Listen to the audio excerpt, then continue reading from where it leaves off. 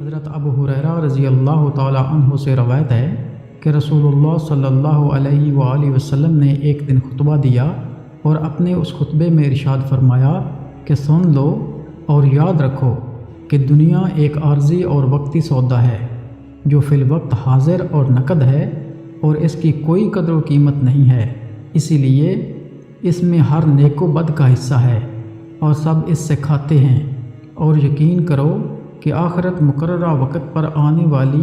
ایک سچی اٹل حقیقت ہے، اور سب کچھ قدرت رکھنے والا شہنشاہ اسی میں لوگوں کے اعمال کے مطابق جزا اور سزا کا فیصلہ کرے گا۔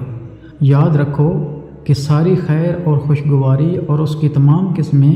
جنت میں ہیں، اور سارا شر اور دکھ اور اس کی تمام قسمیں دوزخ میں ہیں۔ بس خبردار خبردار، جو کچھ کرو اللہ سے ڈرتے ہوئے کرو، اور ہر عمل کے وقت آخرت کے انجام کو پیش نظر رکھو، اور یقین کرو کہ تم اپنے اعمال کے ساتھ اللہ کے حضور میں پیش کیے جاؤ گے۔ پس جس شخص نے ذرہ برابر کوئی نیکی کی ہوگی وہ اس کو بھی دیکھ لے گا، اور جس نے ذرہ برابر کوئی برائی کی ہوگی وہ اس کو بھی پا لے گا۔